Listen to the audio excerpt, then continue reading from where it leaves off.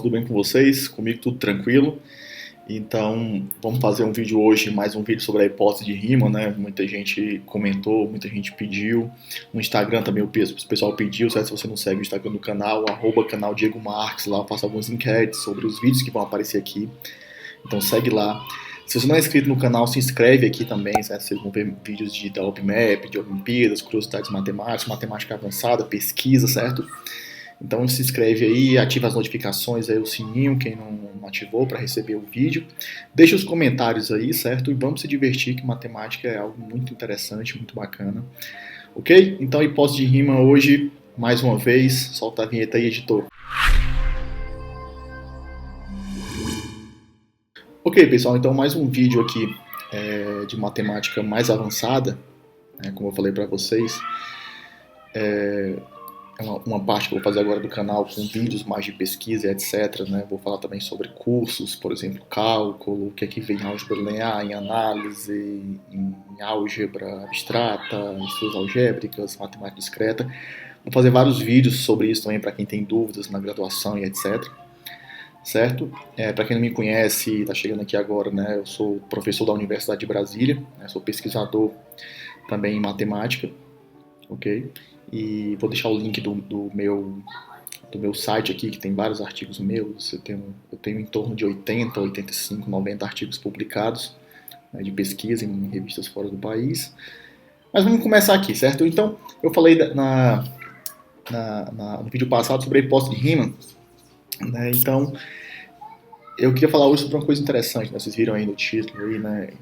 O bêbado e a hipótese de Riemann, né? Tem muita gente que ficou chateada da última vez que eu coloquei um clickbait lá para poder o pessoal saber se tinha respondido ou não.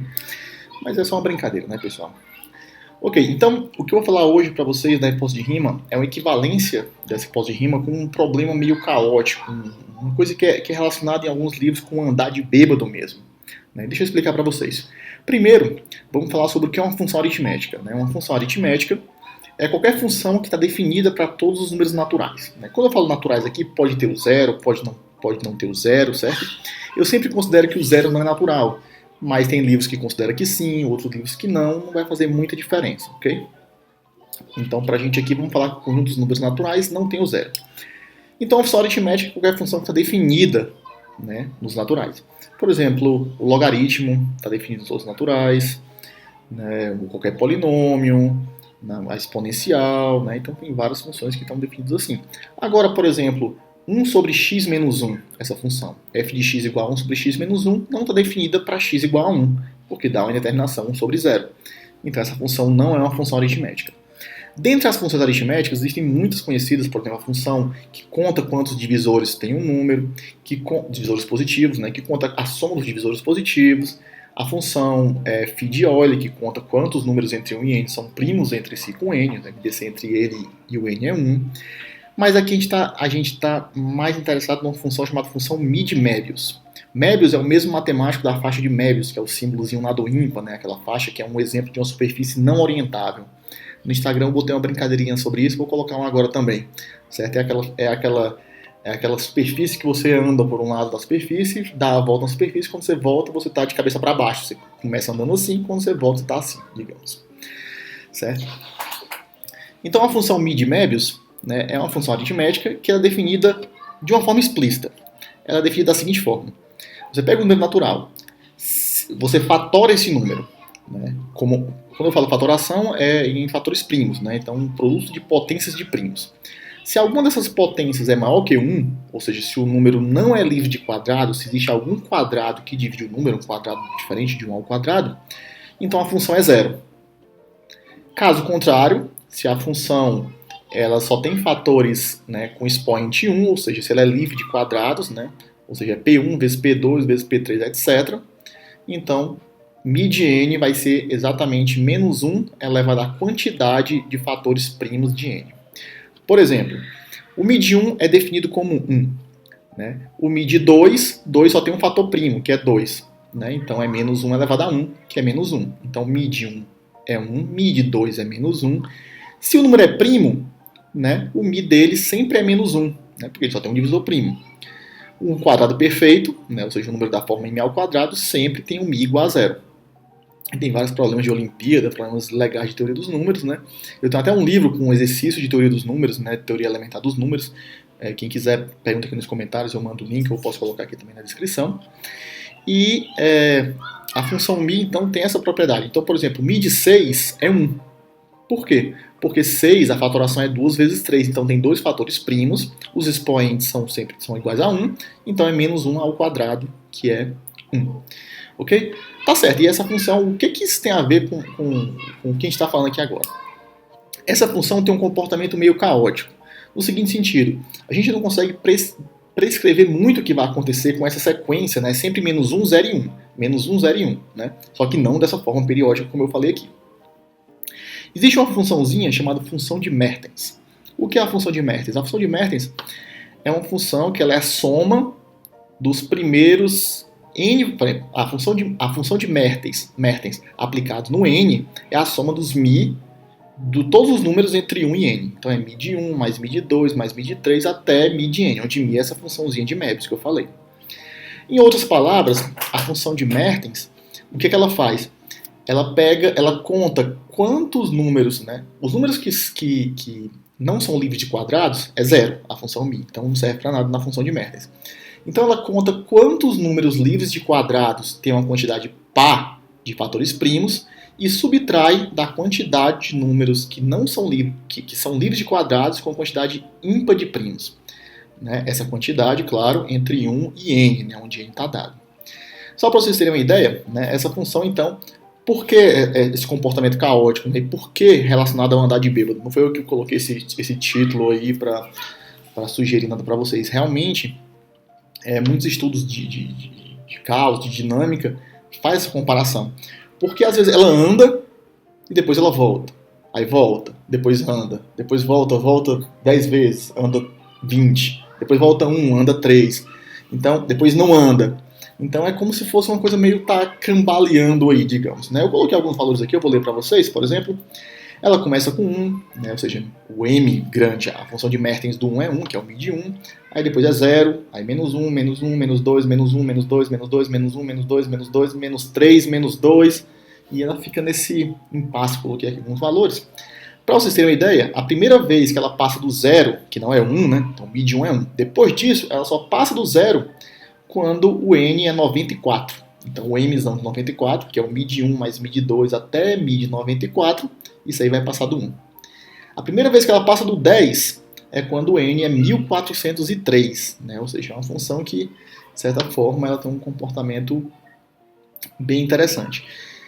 Mas o que isso tem a ver com a hipótese de Riemann? O Mertens, que foi o cara que estudou essa função, ele fez uma conjectura. A conjectura de Mertens, né, ele achava que o m de x, o m grande de x, eu vou chamar só m de x, era sempre menor do que a raiz de x. Em módulo, né? Módulo de m de x era menor que raiz de x.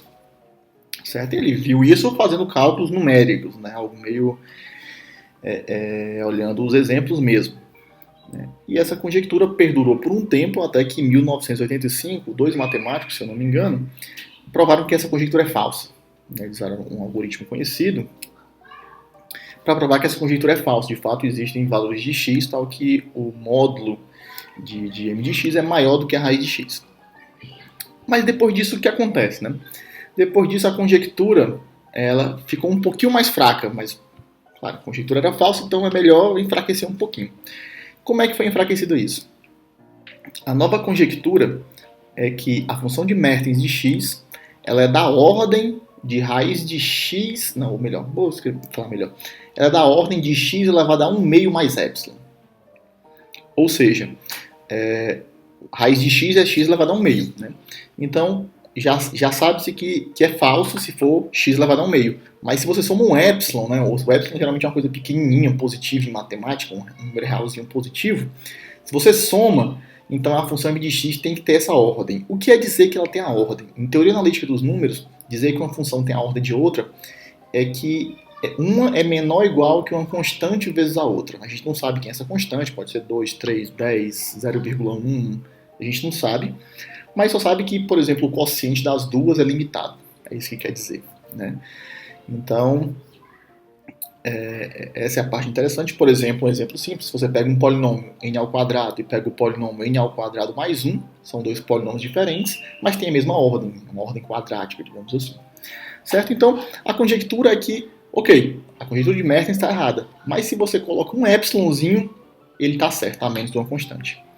E essa conjectura, pessoal, é a conjectura que é relacionado com a hipótese de Riemann, que é sobre os zeros não triviais da função zeta de Riemann, que eu falei no vídeo anterior, né? Vou deixar aqui, ó. Então dá uma olhadinha aqui no vídeo anterior, certo?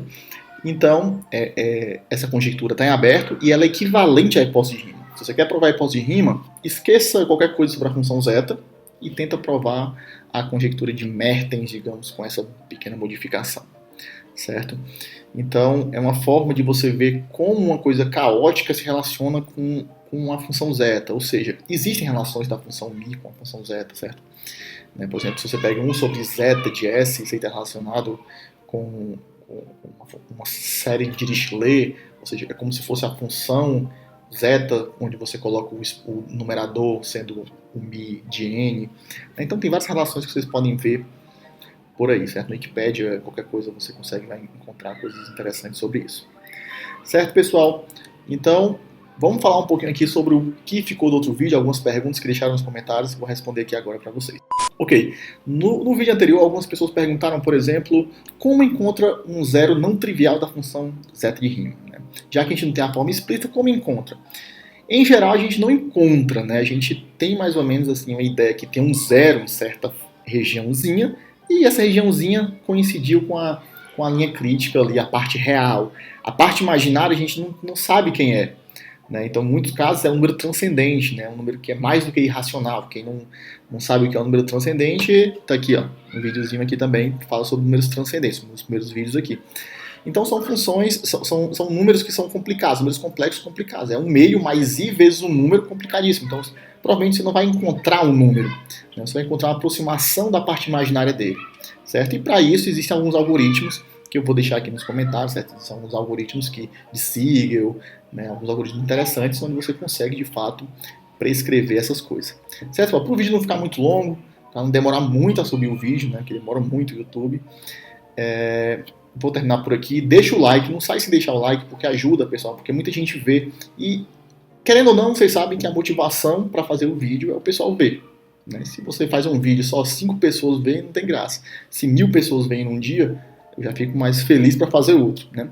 Ok? Então, fiquem com Deus aí. Tudo de bom para vocês. Deixa o like, se inscreve, compartilha e vamos lá, pessoal. Vamos se divertir com a matemática. Um grande abraço a todo mundo.